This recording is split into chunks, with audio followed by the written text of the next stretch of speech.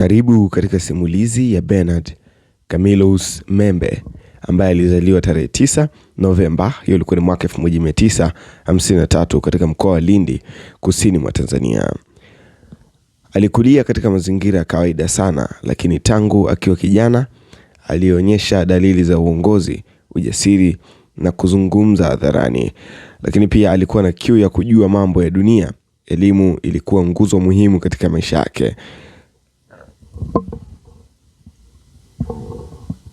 Bernard Membe alisoma kwa bidii hadi kufanikiwa kujiunga na Chuo Kikuu cha Dar es Salaam ambako alisomea sheria, huku andiko lilipojengeka zaidi kiakili na kuanza kuelewa kwa undani masuala ya utawala, haki na diplomasia.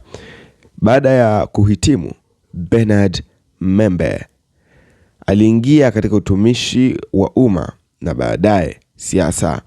Akajiunga kikamilifu na Chama cha Mapinduzi CCM. Umahiri wake wa kuzungumza, kujiamini, kufikiri kwa haraka ulimfanya atambulike mapema. Mwaka 2000 alichaguliwa kuwa mbunge wa jimbo la Mtama mkoani Lindi, nafasi aliyoshikilia kwa vipindi kadhaa, huku akijijengea heshima kubwa miongoni mwa wapiga kura wake. Sera yake ya serikalini ilianza kwa nyadhifa za uwaziri msaidizi na naibu waziri kabla ya kuteuliwa kuwa waziri wa habari, utamaduni na michezo.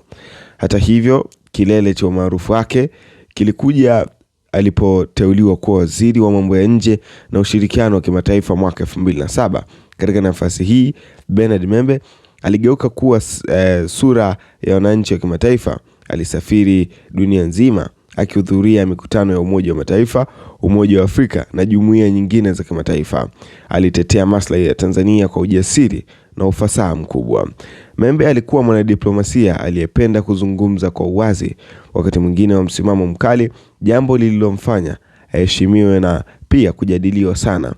Alisisitiza baadhi ya Tanzania katika jukwaa la kimataifa na kuamini kuwa taifa linapaswa kujisimamia kwa misingi ya heshima na usawa.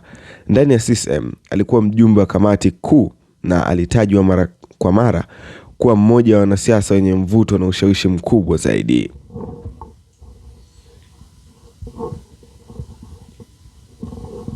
Bernard Membe. Mwaka 2020 Bernard Membe alichukua hatua kubwa ya kuomba ridhaa ya chama chake kwa eneo rais wa Jamhuri ya Muungano wa Tanzania. Ingawa hakuteuliwa, hatua hiyo ilionyesha wazi ndoto yake ya kulitumikia taifa katika nafasi ya juu zaidi na ujasiri wake wa kusimama mbele za historia. Mnamo tarehe 12 Mei mwaka 2022, Tanzania ilimpoteza Bernard Membe baada ya kufariki dunia akiwa Dar es Salaam. Kifo chake kilileta majonzi makubwa kwa familia, chama na taifa kwa ujumla. Anakumbukwa kama mwanasiasa mwenye sauti yenye mvuto, mwanadiplomasia jasiri na kiongozi aliyeacha alama isiyofutika katika historia ya siasa Tanzania. Karibu nikupitia katika doti ya kwanza mpaka doti ya mwisho, makuzi yake mpaka kufariki kwake. Jina lake kamili anaitwa Bernard Camillus Membe. Kuzaliwa ni tarehe 9 Novemba ya mwaka 1953 kumradhi. Huko ilikuwa ni mkoa wa Lindi. Kifo chake kilitokea Mei 12 mwaka 2022 Dar es Salaam. Chama cha Mapinduzi ndio ilikuwa chama chake cha siasa. Elimu yake alisomea Chuo Kikuu cha Dar es Salaam UDSM na kupata shahada ya sheria LLB, kisha akiendelea na mafunzo ya juu katika masuala ya sheria na diplomasia. Safari yake ya kisiasa: mbunge wa Mtama huko Lindi akiwakilisha jimbo hilo kwa vipindi kadhaa kuanzia mwaka 2000. Naibu waziri wa mambo ya ndani, mojawapo ya nyadhifa zake za awali serikalini. Waziri wa habari, utamaduni, michezo, huo ulikuwa ni mwaka 2006 hadi mwaka 2007. Alisimamia sekta ya habari na michezo. Waziri wa mambo ya nje, ushirikiano wa kimataifa, huo ulikuwa ni mwaka 2007 hadi mwaka 2015. Hii ndio nafasi iliyomtambulisha zaidi kimataifa. Aliongoza diplomasia ya Tanzania akihudhuria mikutano ya Umoja wa Mataifa na kuimarisha uhusiano wa Tanzania na mataifa mbalimbali.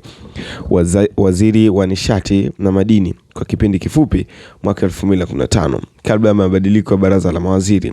Ndani ya CCM alikuwa mjumbe wa kamati kuu ya CCM na umoja wa wanasiasa waliotajwa kuwa na ushawishi mkubwa. Mwaka 2020 aliwania uteuzi wa CCM kugombea urais wa Tanzania, lakini hakuteuliwa. Urithi na kumbukumbu: Bernard Membe Anakumbukwa kwa mwanadiplomasia mahiri, msemaji mzuri wa mwanasiasa aliyekuwa na msimamo na sauti yenye mvuto. Kifo chake mwaka 2022 kiliacha pengo kubwa katika siasa na diplomasia Tanzania. Na hii ni simulizi ya Bernard Membe. Hii ni Siku TV.